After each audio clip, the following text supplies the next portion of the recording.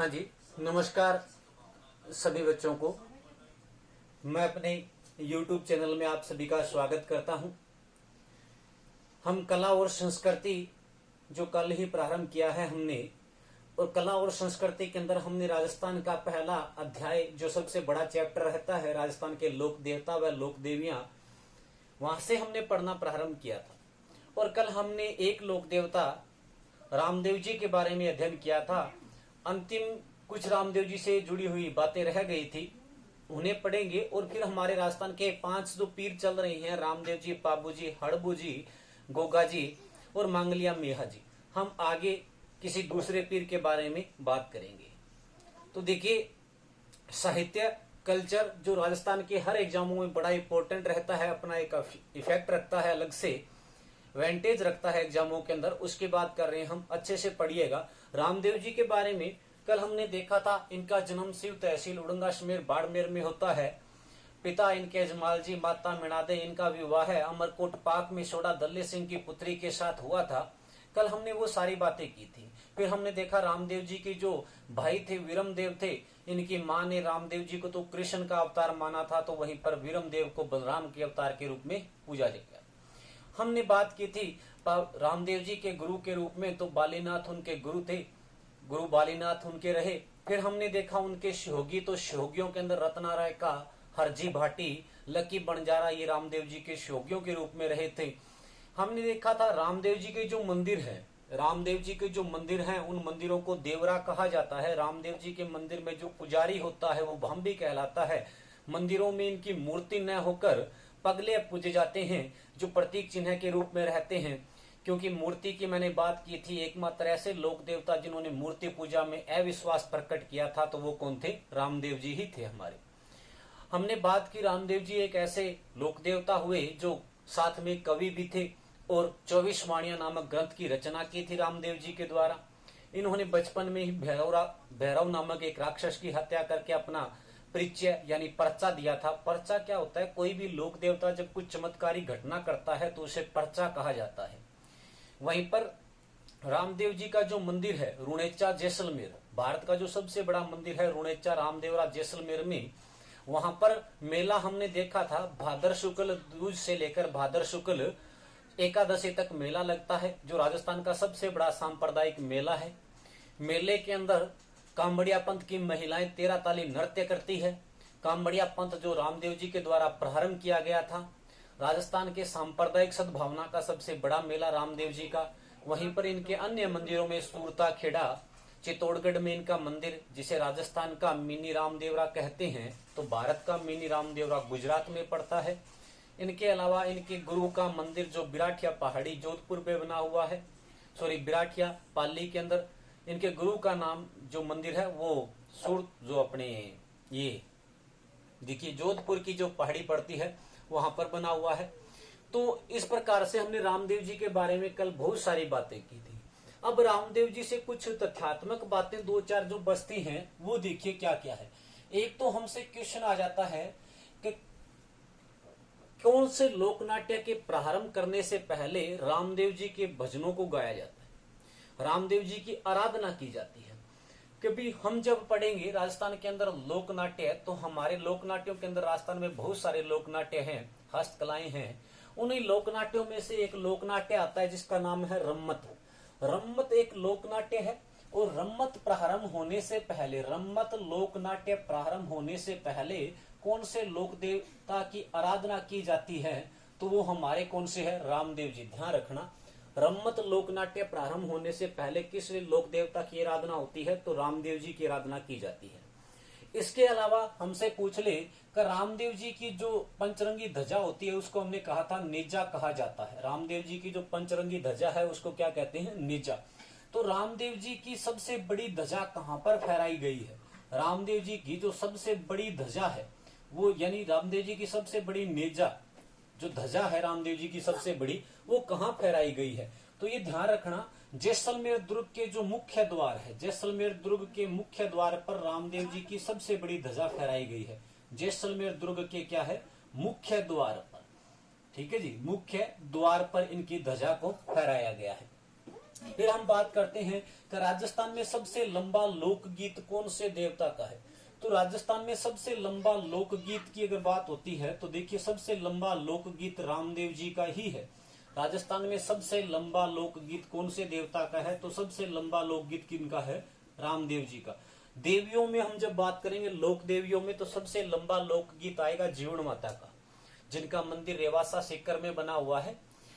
तो लोक देवियों में तो सबसे लंबा गीत किनका है, जीवण माता का है। और लोक देवताओं में सबसे लंबा लोकगीत किनका है, रामदेव जी का है। वहीं पर अगर हम बात करते हैं तो ये तो इनसे जुड़ी हुई कुछ तथ्यात्मक बातें जो कल हमारी छूट गई थी। इसके अलावा रामदेव जी की जो फड़ है, रामदेव जी की फड़ का वाचन, रामदेव जी की फड़ बनाने का जो कार्य है ना, देखिए हस्तकलाओं में हम पढ़ेंगे फड़ बनाने का कार्य क्या है, शाहपुरा भीलवाड़ा के अंदर प्रसिद्ध है। राजस्थान में फड़ कहाँ की प्रसिद्ध है, तो शाहपुरा भीलवाड़ा। और शाहपुरा भीलवाड़ा में फड़ बनाने का कार्य किया जाता है। फड़ होती क्या है, तो फड़ देखिए कपड़े पर चित्रांकन किया जाता है। कपड़े पर किसी भी महान व्यक्तित्व का चित्रांकन होता है, लोक देवताओं का या किसी की जीवनी लिखी जाती है। वहां पर फड़ों के ऊपर क्या है, चित्रात्मक अध्ययन करते हैं। इस प्रकार से चित्र उकेरे जाते हैं और चित्र उकेर कर उस महान व्यक्तित्व की क्या लिखी जाती है, जीवनी लिखी जाती है। तो फड़ लिखने का कार्य कौन करता है, तो फड़ लिखी जाई है शाहपुरा भीलवाड़ा के अंदर ये कार्य किया जाता है। कपड़े की बनी होती है, फड़ किसकी होती है, तो कपड़े पर चित्रांकन किया जाता है और जीवनी लिखी जाती है। और ये शाहपुरा भीलवाड़ा का एक जोशी परिवार है, ध्यान रखना। शाहपुरा भीलवाड़ा का कौन सा परिवार इसमें सिद्ध हस्त है, जोशी परिवार। शाहपुरा भीलवाड़ा का जोशी जो परिवार है ना, वो फड़ लिखने के अंदर राजस्थान में अपनी प्रसिद्धि प्राप्त रखता है। अब बात करते हैं हम रामदेव जी की फड़। तो रामदेव जी की जो फड़ है ना, इसका अगर हम बात करते हैं चित्रांकन किसने किया था, तो रामदेव जी की फड़ का चित्रांकन किया गया था चौथमल चितेरे के द्वारा। चौथमल चितेरे के द्वारा इनकी फड़ का क्या किया गया था, चित्रांकन किया गया था। कुछ बुकों में ऐसे भी लिखा होता है कि एकमात्र ऐसे लोक देवता जिनकी फड़ का क्या हुआ है, चित्रांकन किया गया है। बाकी की फड़ लिखी गई है, इनके चित्र उकेरे गए हैं फड़ में। तो इनके चित्रांकन करने वाले कौन थे, चौथमल चितेरे के द्वारा इनकी फड़ का चित्रांकन किया गया था। इसके अलावा रामदेव जी की फड़ का ध्यान रखना, रामदेव जी की फड़ का वाचन कौन करता है, तो रामदेव जी की फड़ का वाचन करते हैं भाई कामड़िया जाति के भोपे। कौन करते हैं, कामड़िया जाति के भोपों के द्वारा किया जाता है। रामदेव जी की फड़ का वाचन कामड़िया जाति के भोपों के द्वारा, कामड़िया जाति के भोपों के द्वारा किया जाता है। और कौन से वाद्य यंत्र का प्रयोग होता है, तो रावण हत्ता वाद्य यंत्र के प्रयोग करते हैं। इसमें कौन सा वाद्य यंत्र प्रयोग में लिया जाता है, रावण हत्ता वाद्य यंत्र। ध्यान रखना, रामदेव जी की फड़ लिखने का कार्य कहां पर होता है, तो शाहपुरा भीलवाड़ा में। कौन करता है, तो जोशी परिवार इसमें सिद्ध हस्त है या प्रसिद्धि प्राप्त की हुई है फड़ लिखने में। फड़ क्या होती है, तो कपड़े के ऊपर चित्रांकन किए जाते हैं और उनकी जीवनी लिखी जाती है। रामदेव जी की फड़ का चित्रांकन किसने किया था, तो चौथमल चितेरे के द्वारा किया गया था। रामदेव जी की फड़ का वाचन कौन करता है, तो कामड़िया जाति के भोपे करते हैं। और कौन से वाद्य यंत्र का प्रयोग किया जाता है, तो यहाँ पर वाद्य यंत्र कौन सा प्रयोग में लिया जाता है, रावण हत्ता, रावण हत्ता वाद्य यंत्र का प्रयोग किया जाता है। इसके अलावा रामदेव जी के ब्यावले गाए जाते हैं। रामदेव जी के क्या गाए जाते हैं, ब्यावले गाए जाते हैं, ये भी ध्यान रखना। एक आएंगे हमारे पाबू जी, पाबू जी के क्या है, पवाड़े गाए जाते हैं। पाबू जी के तो क्या प्रसिद्ध है, पवाड़े। और रामदेव जी के क्या गाए जाते हैं, ब्यावले। रामदेव जी के क्या गाए जाते हैं, ब्यावले। ध्यान रखना, रामदेव जी के ब्यावले गाने में किसी भी वाद्य यंत्र का प्रयोग नहीं होता है। वहीं पर पाबू जी के पवाड़े गाने में माठ वाद्य यंत्र का प्रयोग किया जाता है। बहुत बार क्वेश्चन आ भी चुका है, पाबू जी के पवाड़े किस वाद्य यंत्र के साथ गाए जाते हैं, तो माठ वाद्य यंत्र के साथ गाए जाते हैं। ठीक है, तो ये हमारे रामदेव जी से जुड़ी हुई कुछ बातें जो कल रह गई थी। अब हम नेक्स्ट लोक देवता की तरफ बढ़ते हैं। दूसरे हमारे पीर, तो हमने भी पाबू जी की बात की, हम पाबू जी की ही बात कर लेते हैं। राजस्थान के अंदर पाबू जी, देखिए पाबू जी की जीवनी किस प्रकार से थी। पाबू जी राठौड़, पाबू जी क्या थे, राठौड़। रामदेव जी क्या थे, तंवर वंशीय राजपूत थे। रामदेव जी क्या थे, तंवर वंशीय राजपूत। और पाबू जी क्या है, राठौड़ राजवंश से संबंधित है। राव सिंहा के वंशज हैं। ये किसके वंशज है? राव सिंहा के वंशज है पापू जी। अगर हम बात करते हैं सबसे पहले का पापू जी का जन्म कहाँ हुआ, कब हुआ और किस स्थान पर हुआ। जन्म कहाँ हुआ, जन्म कब, अब हम बात करते हैं इनसे जुड़ी हुई चीजों का। फिर इनके पिता कौन थे, वही बात, इनके पिता कौन थे, इनकी माता कौन है, ये सामान्य परिचय है इनका। इनकी माता कौन है, इनकी पत्नी, इनका विवाह हुआ तो कहाँ हुआ, इनके सहयोगी कौन कौन रहे, जैसे रामदेव जी के सहयोगी थे वैसे इनके भी कौन कौन सहयोगी रहे। फिर अगर हम बात करते हैं जैसे रामदेव जी की घोड़ा जो था वो कैसा था, लीला घोड़ा था, वैसे ही यहाँ इनकी घोड़ी बहुत ही इंपॉर्टेंट रहती है। कई बार एग्जामों में पूछ लिया गया है केसर कालमी किस लोक देवता की घोड़ी थी, तो केसर कालमी पापू जी के पास थी। देखो एक तो आता है किरण काबरा घोड़ा, किरण काबरा किसका था, तो वो हम पढ़ेंगे मांगलिया मेहर जी के पास किरण काबरा था। और केसर कालमी किन के पास थी, पापू जी के पास। देखिए बात करते हैं जन्म, तो जन्म हुआ इनका 1239 ईस्वी के अंदर। इनका जन्म कब हुआ, 1239 ईस्वी के अंदर। कब, तो चैत्र अमावस्या के दिन। कब हुआ, चैत्र अमावस्या के दिन इनका क्या होता है, जन्म होता है। चैत्र अमावस्या को इनका जन्म हुआ 1239 में। किस स्थान पर, तो इनका जन्म हुआ था कोल्लूमंड गांव। कोल्लूमंड गांव जो पड़ता है जोधपुर के अंदर, जिसमें कई बुकों में लिखा था कोल्लू गांव। कोल्लूमंड गांव जोधपुर में इनका क्या हुआ, जन्म होता है। कोल्लूमंड गांव जोधपुर में पापू जी का जन्म हुआ 1239 ईस्वी में। चैत्र अमावस्या के दिन पापू जी ने जन्म लिया। इनके पिता कौन थे, तो पिता की जब हम बात करते हैं तो इनके पिता थे धामदल जी राठौड़। इनके पिता का नाम क्या था, धामदल जी राठौड़। तो इनकी माता कौन थी, माता की अगर हम बात करते हैं तो इनकी माता थी कमला दे। इनकी माता का नाम क्या था, कमला दे। इनकी माता का नाम था कमला दे। वहीं पर इनकी पत्नी का कौन सी, तो पत्नी का नाम था फुल्लम दे। पत्नी का नाम क्या था, फुल्लम दे। देखिए कल हमने पढ़ा था रामदेव जी की पत्नी का नाम क्या था, नेतल दे या निहाल दे। तो वो भी कहाँ की थी, नेतल दे या निहाल दे की हमने बात की थी अमरकोट पाकिस्तान में। यानी रामदेव जी का जो ससुराल है वो पाकिस्तान में था। और पापू जी का भी ससुराल कहाँ पे है, उसी स्थान पर है, अमरकोट पाक के अंदर। वो तो थी सोडा दल्ले सिंह की पुत्री और ये है सोडा सूरजमल की पुत्री। तो थोड़ा सा कंफ्यूज पैदा कर देता है कौन सी पुत्री किनकी थी। थोड़ा ध्यान से देखिएगा यहाँ पर। देखिए फुल्लम दे है, ये भी कहाँ की है, अमरकोट पाक की। अमरकोट पाक की राजकुमारी थी। अमरकोट स्थान पड़ता है पाक के अंदर, यहाँ की रहने वाली थी। और ये किन की पुत्री थी, तो ये थी भाई सोडा सूरजमल की पुत्री। सूरजमल की पुत्री थी। सोडा सूरजमल की पुत्री कौन थी, फुल्लम दे। सहयोगी मैंने कल ही कहे थे, सहयोगी बड़े इंपॉर्टेंट रहते हैं। इनके जो सहयोगी थे उनमें एक एक नाम है, रामदेव जी के सहयोगियों में दो दो नाम थे। रामदेव जी के सहयोगी हमने पढ़े थे रत्ना राय का, लकी बंजारा और हरजी भाटी। वहीं पर पापू जी के जो सहयोगी हैं उनमें है चांदा, डेमा और हरमल। चांदा, डेमा और हरमल ये इनके सहयोगी रहे, चांदा, डेमा और हरमल। घोड़ी, तो घोड़ी का नाम क्या था, केसर कालमी। पापू जी की घोड़ी का नाम क्या था, केसर कालमी, जो इन्हें देवल चारणी से प्राप्त होती है। अभी हम जो पूरी स्टोरी पढ़ेंगे तो सारा आपके समझ में आ जाएगा। ये तो बिल्कुल इनसे जुड़ी हुई सामान्य बातें।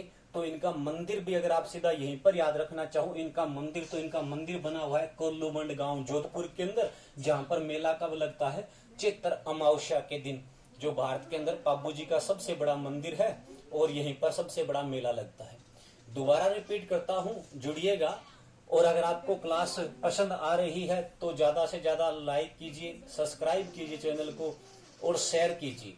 देखिए क्लासें जो है वो कंटिन्यू चलती है, तो आप इसको ज्यादा से ज्यादा अपने फेसबुक, व्हाट्सएप, सोशल मीडिया के माध्यम से शेयर कीजिए और अन्य बच्चों को भी अपने चैनल से जोड़िए। तो देखो जन्म पापू जी का कब हुआ, 1239 में। कब हुआ, तो चैत्र अमावस्या को। किस स्थान पर, तो कोल्लूमंड गांव जोधपुर में इनका जन्म होता है। पिता इनके धंधल जी राठौड़, माता इनकी कमला दे पत्नी इनकी पाकिस्तान में सूरजमल सोडा की पुत्री फूलमदे थी। इनके शौकियों के रूप में चांदा डेमा हरमल रहे, तो वहीं पर इनकी घोड़ी का नाम क्या था, केसर कालमी था। अब देखिए स्टोरी कहां पर प्रारंभ होती है पाबूजी की। थोड़ा सा अगर हम बात करते हैं यहीं पर एक चीज और पढ़ लेते हैं पहले उपनामों की। पाबूजी को किन किन उपनामों से जाना जाता है, जैसे रामदेव जी को राम सा पीर, रुणेचारा धनी, घोड़े वाले, नीले घोड़े वाले बाबा, वहीं पर हमने पढ़ा था पीरों के पीर, और कृष्ण के अवतार के रूप में पूजा जाता है। वहीं पर अगर हम बात करते हैं पाबूजी के उपनामों की, तो पाबूजी को कहा जाता है लक्ष्मण का अवतार। सबसे इंपॉर्टेंट, लक्ष्मण का अवतार। देखिए अवतार की जब हम बात करते हैं तो राजस्थान के 4 ऐसे लोक देवता हैं जो किन्हीं के किन्हीं अवतार के रूप में पूजी जाती हैं। हमने एक पल कल पढ़ा था रामदेव जी। रामदेव जी कृष्ण के अवतार थे। अभी हमने पढ़ा पाबूजी किनके अवतार हैं, लक्ष्मण के अवतार हैं। एक आएंगे आपके वीर कल्ला राठौड़, जो है शेषनाग के अवतार। वीर कल्ला राठौड़ किनके अवतार हैं, शेषनाग के अवतार हैं।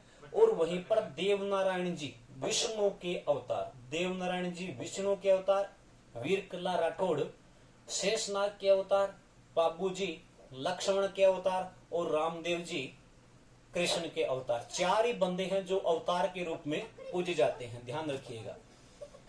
अब हमारे उपनामों में सबसे पहले पाबूजी को लक्ष्मण का अवतार कहा जाता है। दूसरी चीज, इन्हें गोरक्षक देवता कहा जाता है, गोरक्षक देवता के रूप में पूजा जाता है।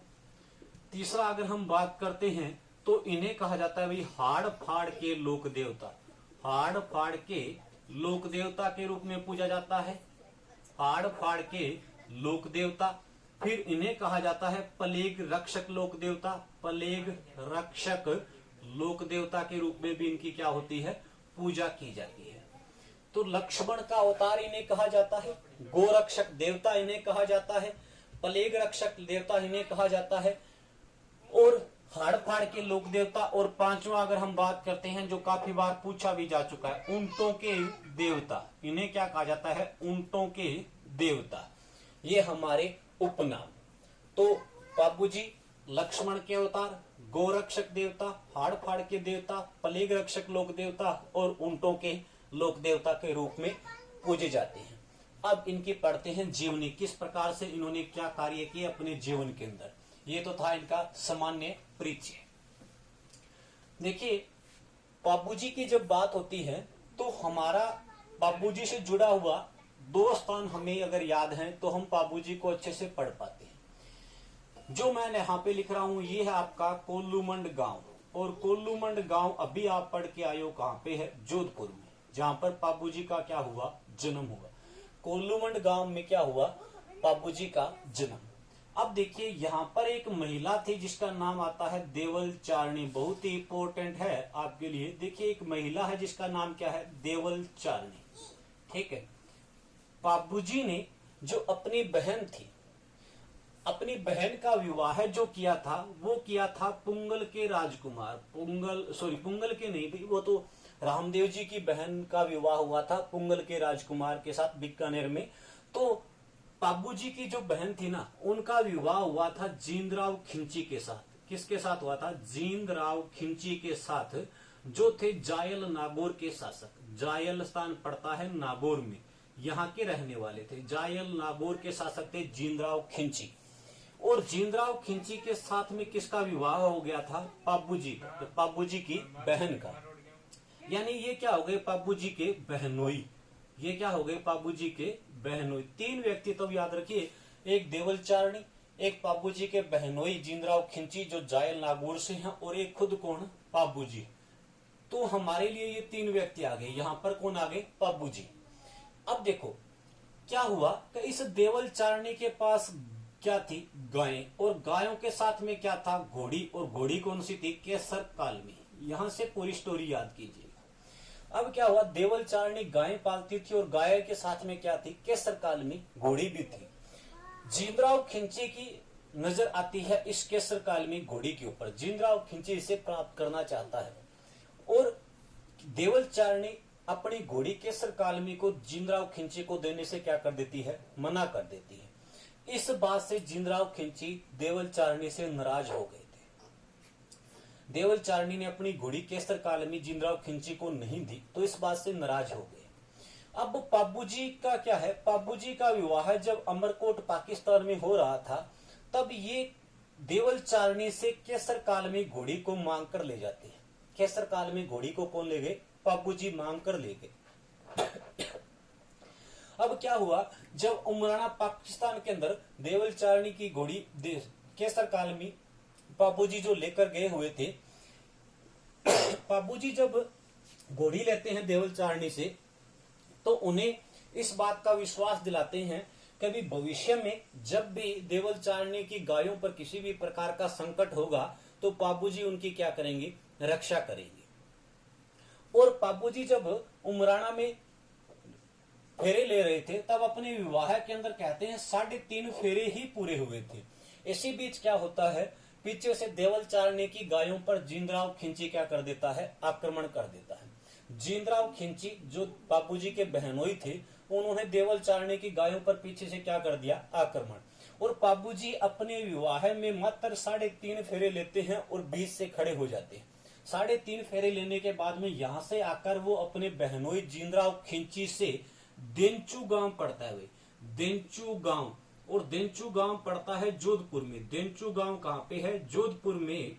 अपने बहनोई के साथ, यानी अपने बहनोई जिंदराव खिंची के साथ क्या करते हैं, युद्ध करते हैं। किस लिए, देवल चारणी की गायों को छुड़ाने के लिए अपने बहनोई जिंदराव खिंची से क्या करते हैं, युद्ध करते हैं। और ये घटना कब की थी, 1276 ईस्वी की बात है। 1276 में दोनों के मध्य युद्ध होता है और देवल चारणी की गायों को छुड़ाते हुए पाबूजी क्या हो गए, वीरगति को प्राप्त हो जाते हैं। यानी पाबूजी वीरगति को प्राप्त कैसे हुए, तो बार बार क्वेश्चन आता है कि देवल चारणी की गायों को छुड़ाते हुए कौन से लोक देवता वीरगति को प्राप्त हुए थे। तो ध्यान रखना, देवल चारणी की गायों को छुड़ाते हुए कौन वीरगति को प्राप्त हुए थे, पाबूजी। और देवल चारणी की गायों को किन से छुड़ा रहे थे, अपने बहनोई जिंदराव खिंची के साथ में युद्ध करते हैं। और युद्ध कहां पे हुआ था, देंचू गांव जोधपुर के अंदर। तो ये है पाबूजी की स्टोरी, किस प्रकार से पाबूजी इस केसर कालमी घोड़ी के लिए जो देवल चारणी से लेकर गए थे। अब देखिए, अब पाबूजी को जितने भी लोग मानते हैं, यानी पाबूजी के जो अनुयायी होते हैं, वो अपने विवाह में फिर कितने फेरे लेंगे भाई, 3.5 फेरे। क्योंकि पाबूजी ने विवाह के अंदर कितने फेरे कंप्लीट किए थे, 3.5 फेरे। क्वेश्चन आ जाता है, पाबूजी को मानने वाले अनुयायी विवाह में कितने फेरे लेते हैं, तो 3.5 फेरे लेते हैं। इस बात का ध्यान रखना, ठीक है। अब हम बात करते हैं कि पाबूजी को और किस लिए माना जाता है। तो पाबूजी को भाई राजस्थान के अंदर सर्वप्रथम ऊंट लाने का श्रेय प्राप्त है। राजस्थान के अंदर सर्वप्रथम ऊंट अगर कोई लेके आया था तो वो कौन लेके आए थे, पाबूजी। राजस्थान में सर्वप्रथम ऊंट लेकर आने वाले कौन थे, पाबूजी। इसलिए हम इन्हें क्या कहते हैं, ऊंटों के लोक देवता। ऊंटों के लोक देवता कहा जाता है पाबूजी को। अब देखो, राजस्थान में सर्वप्रथम ऊंट कहां लाए गए, तो ये ध्यान रखना, मारवाड़ क्षेत्र में लेके आए थे। क्योंकि पाबूजी कहां से हैं, जोधपुर से। वर्तमान का जोधपुर प्राचीन काल में क्या कहलाता था, मारवाड़। तो राजस्थान में सर्वप्रथम ऊंट कहां लाए गए, तो मारवाड़ में। और राजस्थान में सर्वप्रथम ऊंट लेकर कौन आया, तो पाबूजी लेकर आए। अब ऊंट में बीमारी होती है, ऊंट में होने वाला रोग कौन सा होता है, सरा रोग। ऊंट में कौन सी बीमारी होती है, सरा रोग होता है। कि ऊंट के बीमार हो जाने पर कौन से लोक देवता की आराधना की जाती है। तो अब देखो भाई, ऊंट लाने का कार्य ही किसने किया है, पाबूजी ने। तो ऊंट के बीमार होने पर हम फिर कौन से लोक देवता की आराधना करेंगे, पाबूजी की। ध्यान रखना, ऊंट के बीमार होने पर कौन से लोक देवता की आराधना होती है, पाबूजी की। अब कैसे की जाती है, तो क्या करते हैं, जैसे ही ऊंट बीमार हो गया तो पाबूजी का कोई डोरा तांती ऊंट के किसी शरीर के कोने पर बांध दिया जाता है या भाग पर बांध दिया जाता है। और क्या की जाती है, पाबूजी की फड़ का वाचन किया जाता है। किसका वाचन होता है, पाबूजी की फड़ का वाचन। रात्रि काल के समय, ये ध्यान रखना, रात्रि काल के समय ऊंट के सामने क्या किया जाता है, पाबूजी की फड़ का क्या करते हैं, वाचन। तो पाबूजी की फड़ का वाचन करता कौन है, यहां पर अब क्वेश्चन ये बनता है कि पाबूजी की फड़ का वाचन कौन करता है। तो ध्यान रखना, पाब्बू जी की फड़ का वाचन रात्रि काल के समय थोरी या नायक जाति के भोपों के द्वारा, थोरी या नायक जाति के भोपों के द्वारा क्या की जाती है, पाब्बू जी की फड़ का वाचन किया जाता है। थोरी या नायक जाति के जो भोपे होते हैं उनके द्वारा पाब्बू जी की फड़ का वाचन किया जाता है। और ध्यान रखना, ये थोरी या नायक जाति के जो भोपे होते हैं ना, वो कौन से वाद्य यंत्र का प्रयोग करते हैं, तो रावण हत्ता वाद्य यंत्र का प्रयोग करते हैं। कौन से वाद्य यंत्र का प्रयोग करते हैं, रावण हत्ता वाद्य यंत्र का प्रयोग करते हैं पाब्बू जी की फड़ का वाचन करने में। रामदेव जी की फड़ में भी रावण हत्ता और पाब्बू जी की फड़ में भी क्या है, रावण हत्ता वाद्य यंत्र प्रयोग भी लिया जाता है। दोबारा रिपीट करता हूं, राजस्थान में सर्वप्रथम ऊंट लाने का कार्य किसने किया, पाब्बू जी ने। कहां लेकर आए, तो मारवाड़ में। ऊंट में कौन सी बीमारी होती है, सरा। ऊंट के बीमार होने पर कौन से लोक देवता की आराधना होती है, पाब्बू जी की। तो किस प्रकार से पाब्बू जी की फड़ का वाचन किया जाता है और कब, रात्रि काल में। पाब्बू जी की फड़ का वाचन करता कौन है, तो थोरी या नायक जाति के भोपे करते हैं। और किस वाद्य यंत्र के साथ, रावण हत्ता वाद्य यंत्र के साथ में पाब्बू जी की फड़ का वाचन होता है। अब देखिए, पाब्बू जी की जो फड़ है ना, कहते हैं सर्वाधिक लोकप्रिय फड़ है। क्वेश्चन आ जाए, सर्वाधिक लोकप्रिय फड़ कौन से लोक देवता की है, तो वो किसकी है, पाब्बू जी की फड़ है। सर्वाधिक लोकप्रिय फड़ किसकी है, पाब्बू जी की। ठीक है, ये मिटा रहा हूं इधर से। देखिए, हम आगे बढ़ते जाते हैं, पाब्बू जी से जुड़ी हुई कुछ अन्य बातें। अब देखो, ऊंट पाब्बू जी लेकर आए, तो ऊंट जो पालक जाति होती है, ऊंट पालक जाति, ऊंट का पालन पोषण करने वाली जो जाति होती है ना, वो होती है रेबारी। ऊंट पालन पोषण करने वाली जाति कौन सी होती है, रेबारी। ऊंटों का पालन पोषण करने वाली जाति कौन सी होती है, रेबारी। अब देखिए, यहां पर एक शब्द और आता है, रायका। क्या लिखा होता है, रायका। रायका या रेबारी जाति ऊंटों का पालन पोषण करती है। सभी बुकों के अंदर ये चीज लिखी हुई है, जो कहीं ना कहीं सच्ची भी है। परंतु ये ध्यान रखना, ऊंटों का पालन पोषण करने वाली जब जाति पूछी जाए तब हम कहते हैं रेबारी या रायका। परंतु जाति पूछे तो रेबारी होती है। रायका कौन होता है, रायका व्यक्ति विशेष होता है। देखो, मैं अगर ये कहूं कि भी एक तो मेरा पूरा परिवार ऊंटों का पालन पोषण करता है, तो हम तो जाति विशेष हो गए रायका, सॉरी रेबारी। और एक कोई व्यक्ति, यानी उस पूरी जाति का कोई एक व्यक्ति जो ऊंटों का पालन पोषण करता है, वो क्या कहलाता है, रायका। तो ये ध्यान रखना, ऊंटों का पालन पोषण करने वाली जाति तो कौन सी होती है, रेबारी। और ऊंटों का पालन पोषण करने वाला व्यक्ति क्या कहलाता है, तो व्यक्ति क्या कहलाता है, रायका कहलाता है। तो अब देखो, रेबारी और रायका, तो इस रेबारी जाति के भी आराध्य देव कौन होंगे, रेबारी जाति के भी आराध्य देव कौन हो जाएंगे, पाब्बू जी। देखिए, दो जाति आ गई है यहाँ पर। थोरी व नायक जाति के भी आराध्य देव कौन है, पाब्बू जी। आराध्य देव एक साइड में लिख देता हूँ, ये कौन सी जातियों के आराध्य देव है, काफी अच्छा क्वेश्चन है। एक तो रेबारी जाति के आराध्य देव कौन है, पाब्बू जी। दूसरे थोरी जाति के आराध्य देव कौन है, पाब्बू जी। और तीसरी यहाँ पर ध्यान रखना, भील जाति के भी आराध्य देव कौन है, पाब्बू जी। रेबारी, थोरी और भील, तीन जातियों के आराध्य देव हैं पाब्बू जी। ये रेबारी, थोरी और भील, तीन जातियां इन्हें क्या मानती है, अपना आराध्य देव मानती है। तो ये पाब्बू जी से जुड़ी हुई कुछ बातें। इसके अलावा अगर हम बात करते हैं तो पाब्बू जी के जीवन चरित्र के ऊपर एक जो घटना लिखी गई है या ग्रंथ लिखा गया है, आश्याम मोड़ जी के द्वारा पाब्बू प्रकाश नामक ग्रंथ की रचना की गई है इनके जीवन के ऊपर। थोड़ा सा बात करते हैं इनके मंदिर के बारे में। देखिए, इनका जो मंदिर है, पाब्बू जी का जो मंदिर है, वो बना हुआ है कहाँ पर, इनका मंदिर बना हुआ है कोल्लूमंड गांव में। कहाँ पर बना हुआ है, कोल्लूमंड गांव। कोल्लूमंड गांव, और कोल्लूमंड गांव कहाँ पे है, जोधपुर में। यहाँ पर इनका क्या है, मंदिर बना हुआ है। अब खास बात क्या है, क्या इनके मंदिर के अंदर इनकी जो मूर्ति है, इनकी जो मूर्ति है वो कैसी है, अश्वारोही। इनकी मूर्ति कैसी है, अश्वारोही, या हम ये कहते हैं बाला लिए हुए अश्वारोही। यहाँ पे लिख देते हैं बाला लिए हुए अश्वारोही, बाला लिए हुए अश्वारोही के रूप में, लिए हुए अश्वारोही, बाला लिए हुए अश्वारोही कौन है, पाब्बू जी की मूर्ति जो है वो कैसी है, भाला लिए हुए अश्वारोही। इसके अलावा पापू जी यहाँ पर किस लिए प्रसिद्ध है? बाई और झुकी हुई पाग के लिए। पापू जी की जो मूर्ति है वो बाई और झुकी हुई पाग के लिए प्रसिद्ध है, बाई और झुकी हुई पाग के लिए। ठीक है, बाई और झुकी हुई पाग इनकी खार। फिर अगर हम बात करते हैं कभी इनके मंदिर में पुजारी, इनके मंदिर में जो पुजारी होते हैं वो ध्यान रखना मेहर जाति का मुसलमान होता है। मेहर जाति का कौन होता है? मुसलमान। इनके मंदिर में जो पुजारी होता है वो कौन होता है? मेहर जाति का मुसलमान होता है।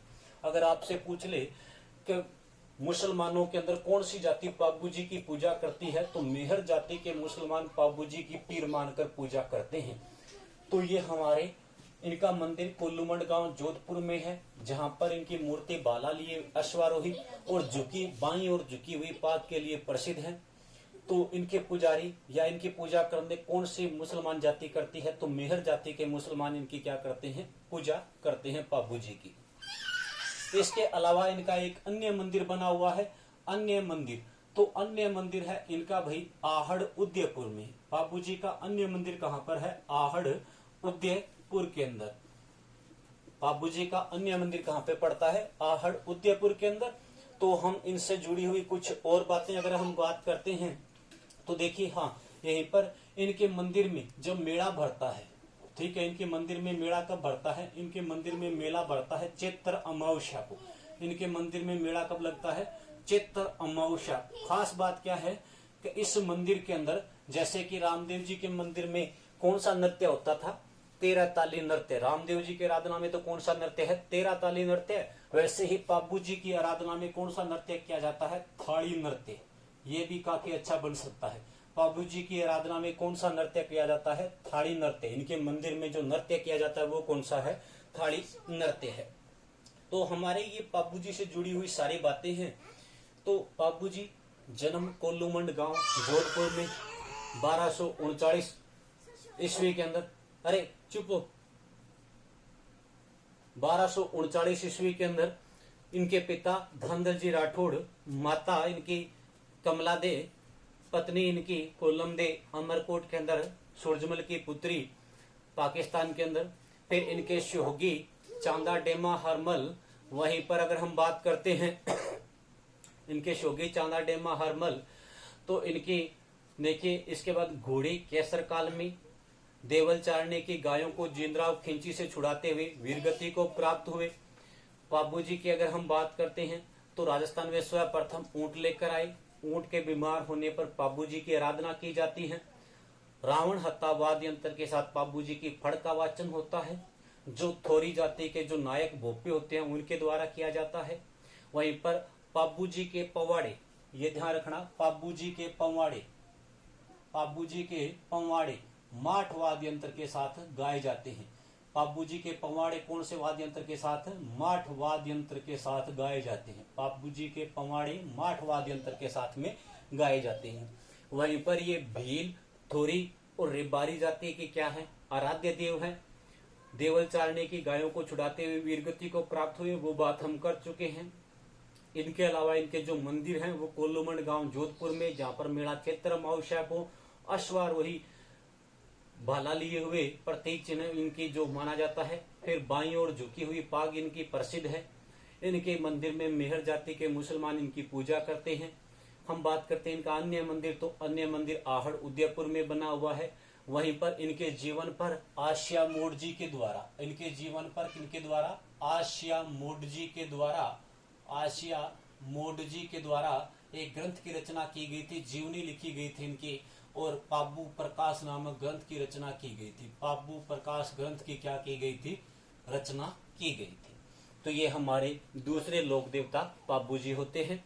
धन्यवाद। हम मिलते हैं नेक्स्ट क्लास में नए लोक देवता के साथ। अगर क्लास आपको पसंद आई है कल्चर की, तो आप इसे ज्यादा से ज्यादा शेयर कीजिए, ताकि और बच्चे भी इससे जुड़ सके। आज शेयर करने का बहुत से संसाधन है आपके पास, फेसबुक है, व्हाट्सएप है, इंस्टा है, जो भी है, टेलीग्राम, जहां पर भी आप इसको शेयर कर सकते हैं, कीजिए। धन्यवाद। मिलते हैं नेक्स्ट क्लास में।